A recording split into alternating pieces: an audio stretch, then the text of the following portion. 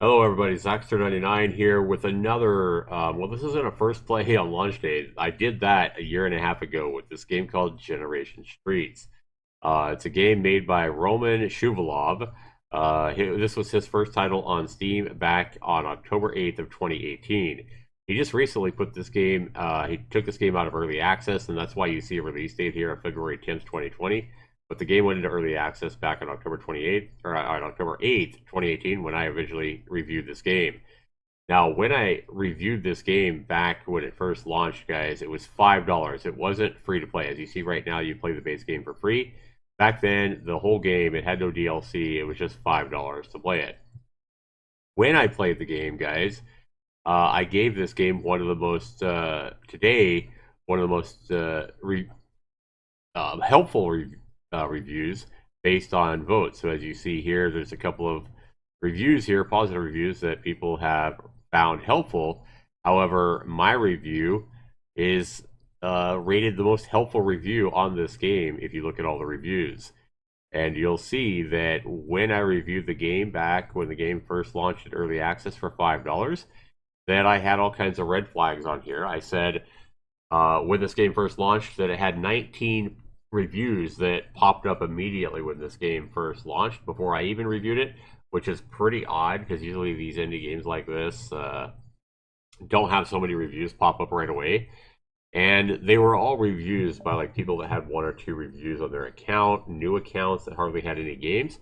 So a lot of these reviews looked very suspect as far as maybe either purchased reviews or maybe alternate accounts of the developer. And so I said, hey, there's some red flags here.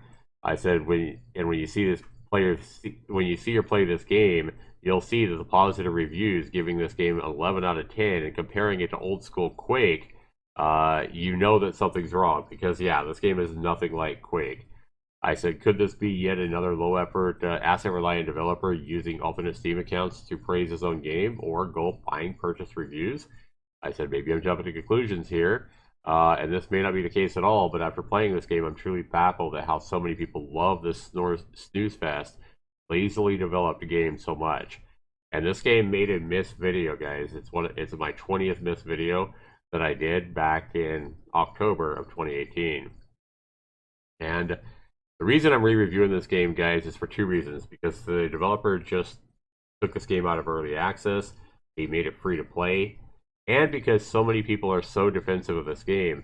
In the past week or whatever, I've had a lot of comments on my game, on my review. People being very defensive of this game. A lot of them like insulting me personally, throwing all kinds of insults at me and stuff like that, which a lot of those I've deleted because they're nothing more than just insults.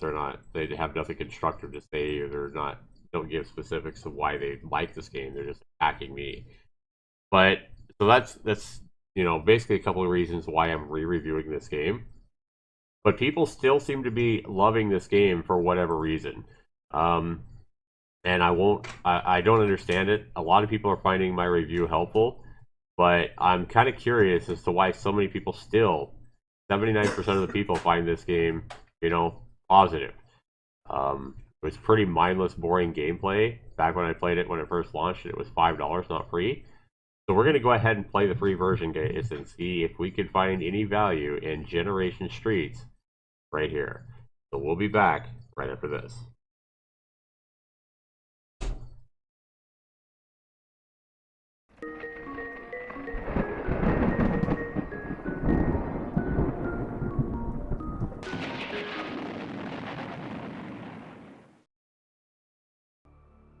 All right, welcome back, everybody. So when you launch the game, this is actually what you get. I did try to re-record this game, try to record this review, but the screen went black, so I had to change my OBS settings so I could actually record this gameplay. So we're going to come in here to the settings, and we are going to clear all our data, and done. If you go to the controls here, you see you can adjust the sensitivity of your gamepad or your mouse. But the controls, it kind of tells you what the controls are. You don't have any way to, rebind your controls, something like that. Graphics, you have the ability to, I don't know why he would have blur effect on by default, but we're going to turn that bullshit off. And the The rest of it, I guess, is fine. Yeah, I don't know why we want motion blur on it, though. Alright, we'll go with that. Specials, and always show frame rate. Sure, let's show the frame rate. Alright, done. Alright, map editor. So, this is what we have here, guys. So, we have a map of the world. And for free, you get to access the green areas, the highlighted areas. So we got Western Australia, and it looks like Russia, probably where the developer's from. So we can come and play in Australia or Russia. Let's go ahead and go to Australia. Brisbane, sure, let's go there. And the problem with this game, guys, is it looks like you're going to be able to go here and play, you know, if you lived in Brisbane, Australia, you'd be able to go here and protect your home city for free, right? Well, the problem is as we zoom in, you're going to see that Brisbane here is probably going to be in the brown area, and you're going to have to pay the $5 to play there. But let's go ahead and continue zooming in on Brisbane, and this is exactly what I said. See, as you zoom in, you'll see that, hey, only the green areas out here in the middle of nowhere are areas that you can play. If you want to actually protect a town and get all these towns in the green, you're going to have to pay the $5. So this is extremely greedy on the developer's part, I think, to actually not just make a couple of areas all green. No, he's actually went in here, and any place that has any kind of population or whatever, he's made sure those are in the brown. And the only way you can actually play the game is to come out here in the green, where there's no civilization, there's nothing here.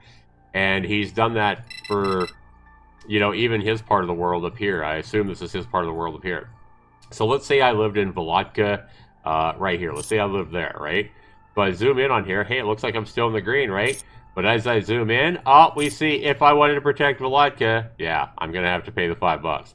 Pretty much any of these towns here that I lived in, even the smaller ones, I'm going to have to pay the $5.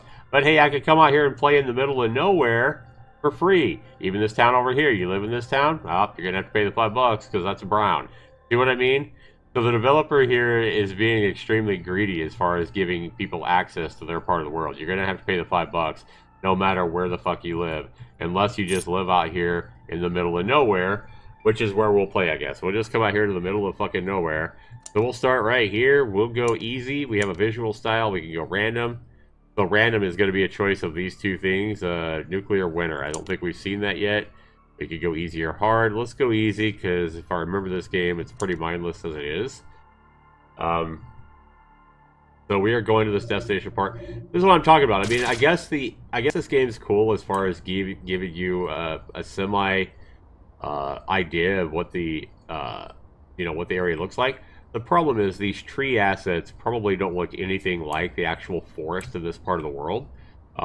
You know, he just put in a basic tree asset that matches no matter where in the world you go. So this could be pine trees, this could be, you know, any kind of trees, but it's all represented by this same tree asset here.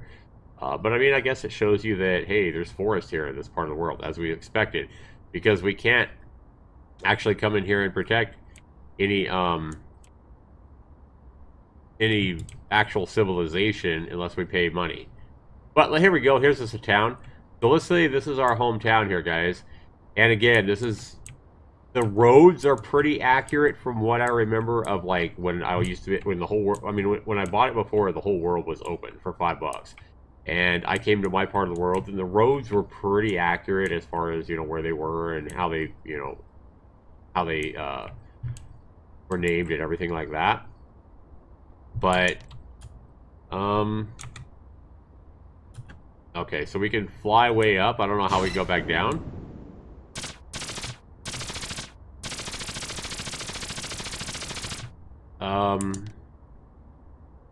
Okay, we hit tab and we move back down. Space moves you up. Tab moves you down, it looks like. Alright, really weird. So anyway, guys, in this game, what we do is we're pretending that we're protecting ourselves. Let's just pretend we're from this city here. And we're going to go ahead and shoot these guys. And you shoot these white areas and you kill all these purple things that come after you. And when they die, they release these little blue crystals that you go and pick up. And it fills the bar at the bottom right. So we are trying to protect our home city here, guys. The problem here, guys, is that this is really mindless gameplay. Notice there's no score, there's no power-ups, there's no, no real objective or anything like that in this game except shooting these things and then picking up these blue gems, which fill our bar.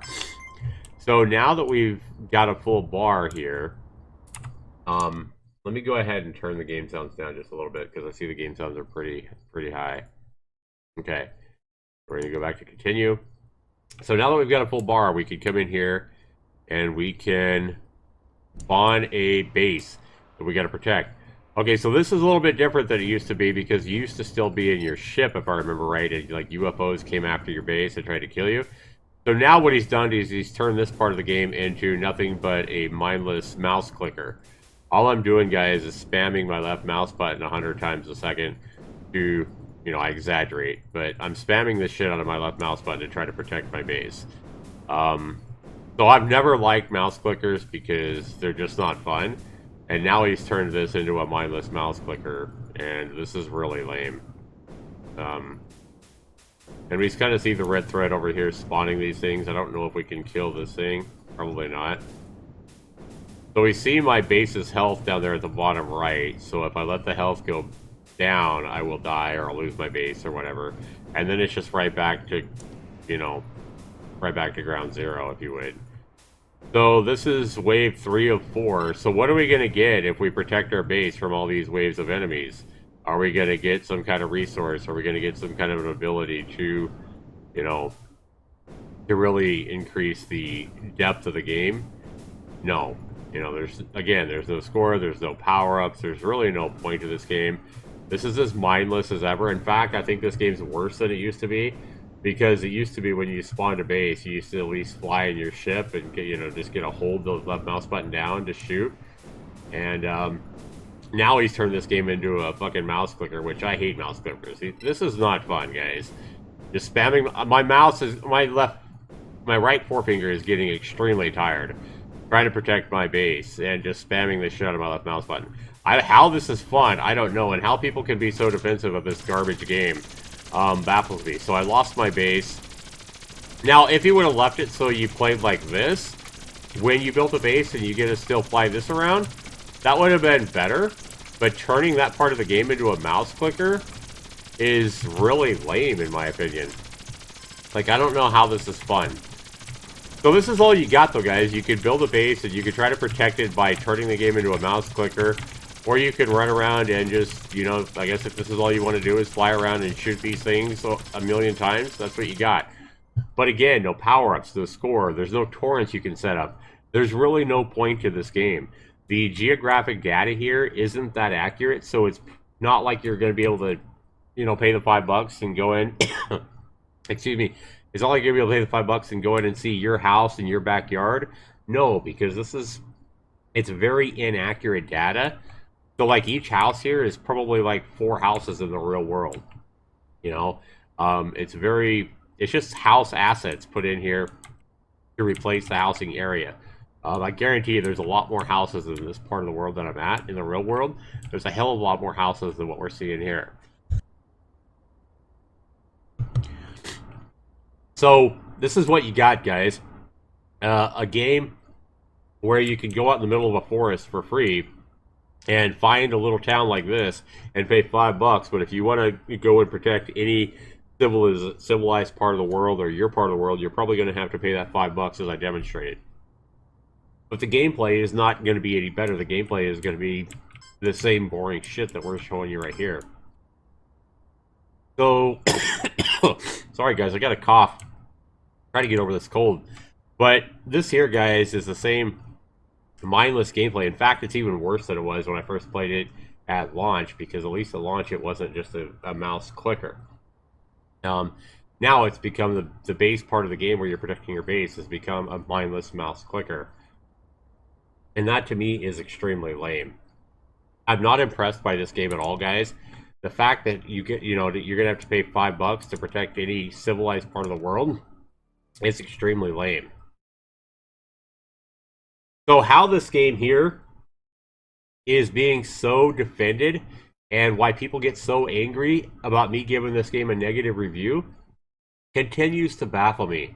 Like, I don't know what's going on here, but even today, a year and a half later after this review, the fact that people are so defensive of this game and going to my review and throwing nothing but personal insults at me and stuff like that raises red flags still.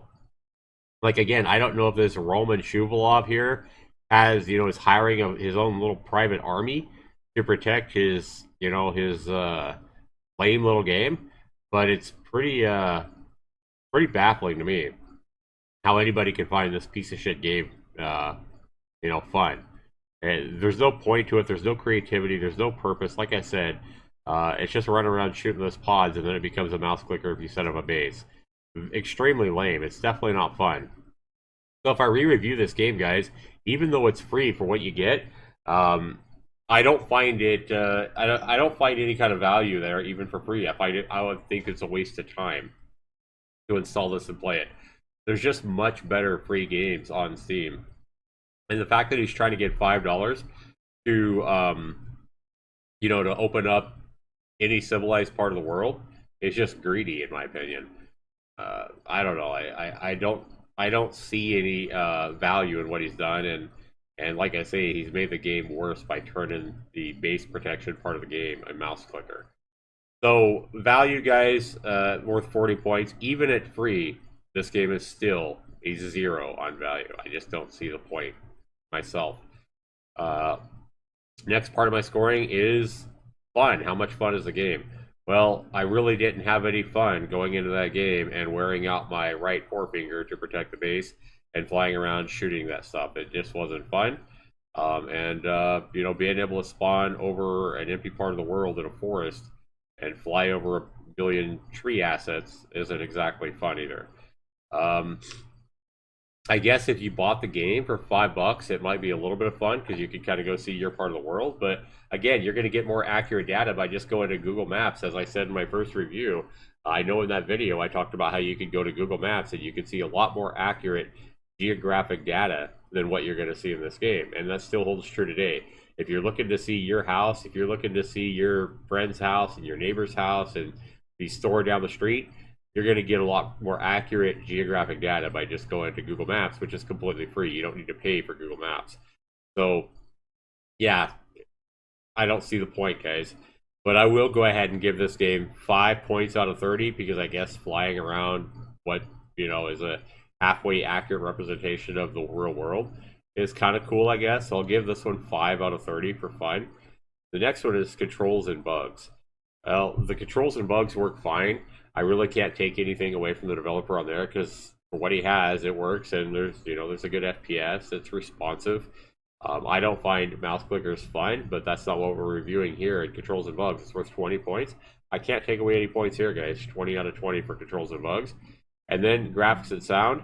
The graphics are fine for what they are, and the sound effects is pretty generic, pretty blah.